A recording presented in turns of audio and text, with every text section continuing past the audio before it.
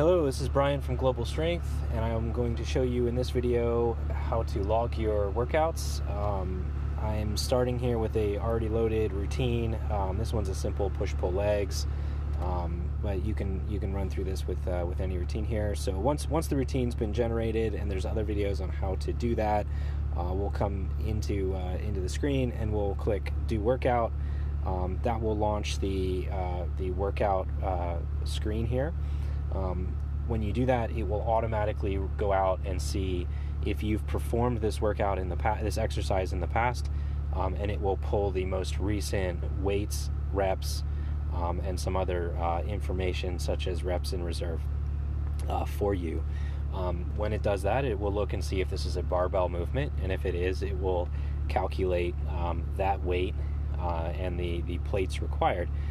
So you'll see the number of plates required for this movement, and these are per side. So you know from the screen here, you'll see the name of the exercise. You'll see which set you're on, so 1 of 3 for this particular one. You'll see the plate math, your weights. You can press down or up, so plus or minus, to increase the weight. It will default to increasing by 5 pounds. Your rep range, you'll see next to the word reps, you'll see the desired rep range. That's the target that was set in the routine, so 4 to 6. If, for example, and this one didn't do it, but if your previous time you did this workout, you were not in the desired rep range, the app will ask you a question as to whether you want to use the stored weights and reps, so what you previously did, or if you'd like the app to convert that by using 1RM calculator into the current target range. So, you know, for example, if last time I did this movement, I did 100 pounds at 10 reps, but now my desired rep range is 4 to 6, to go down in reps, the app will recommend putting more weight on the bar to keep the 1RM roughly the same. So that's what that question is. You know, when it asks, stored means what you did last time, routine means it will calculate the desired, to get into the desired rep range. So across the top, you'll see form videos. So for each movement, there is a form video. So that will launch a YouTube video. Numerous gurus in the field that I'm linking to here. The 3 dots, there are a few in-app features. So lock 1RM, so that feature, if I enable that and come back and I change my reps, you can see it actually changes the weights to keep the 1RM essentially consistent. So I can turn that on, turn that off, but that's one way of moving up in reps or moving down in reps and having the app auto calculate your weights for you. They show reco, so that's show recommendations. When you do go outside the rep range targets, it will have a pop-up that will give you some recommended weight adjustments. That will also happen, like I mentioned, the stored versus routine weights will also be presented if that toggle is enabled.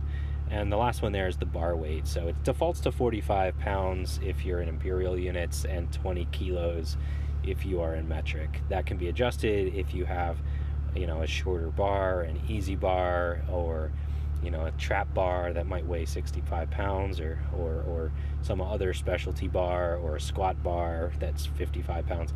So there are several use cases as to why you'd want to change the bar weight, but it is an option there with the 3 little dots. The little dumbbell bell. So if you click on the dumbbell, it will show you, your recommended warm-up weights. And these are calculations based on, kind of standard percentage increase to warm up. So starting with an empty bar, working your way up, 50%, 70 and 90%. So that'll be your basic warm-ups. There is a 1RM calculator that you can use if you want to see what percent 1RM, what weight that would be associated with. You can certainly use the 1RM calculator here too. There is the ability to enter notes. So like, you know, say you can type literally anything in here. So you know, you can put notes in about your movement. You know, if you used a specialty bar, you could track that here. If something didn't feel quite right, you could track that here as well. And these will show up the next time and in the logs. Across here, you know, the next item here is RIR. So this is a feature that's off by default. But yeah, you can turn that on so you can track your reps in reserve. Down towards the very bottom, you'll see the last 3 times, you know, you did this exercise will be presented here, and it'll show you your reps, your weight, your 1RM, and your RIR, assuming you're using RIR, and then the notes. So if I had any notes, those would appear here, and I could read them from the last time. So I can, you know, leave myself notes if I want to do that. So, you know, once you do this set and you want to track it, you simply would click the timer to enable rest timing, or you can click the next.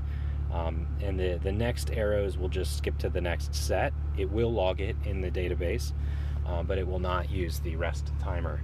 So let's take a look at the rest timer, because I want to show a couple items there too. So if I click rest timer, you see that goes. This particular routine has a 3-minute rest. Within the rest timer, you'll see what the next set is. So, okay, this is the next set is a barbell bench, my set 2 of 3. It'll also show you the weights and the desired rep range. That's really useful for when you're, you know, going from one exercise to the next and you need to prepare. But you know, keeping that rest timer going, it will give you, you know, what those values would be. So I'm going to actually exit out of here, so we're not just sitting watching a timer for 3 minutes. But you can fast forward, you can add 30 seconds, you can remove 30 seconds, and then you can just close. And hopefully that sound came across in the video, but you can hear it does have a chime when the timer ends. Additionally, the app uses notifications, so if you're not actively in the app while the timer is going, a notification will be presented when the rest timer ends. I believe it says rest timer alert. You'd click on it, it would come in and end your timer, so you will see that. That is essentially it for the in-app in-workout features. So thank you, and hope you enjoyed this video and found it useful information.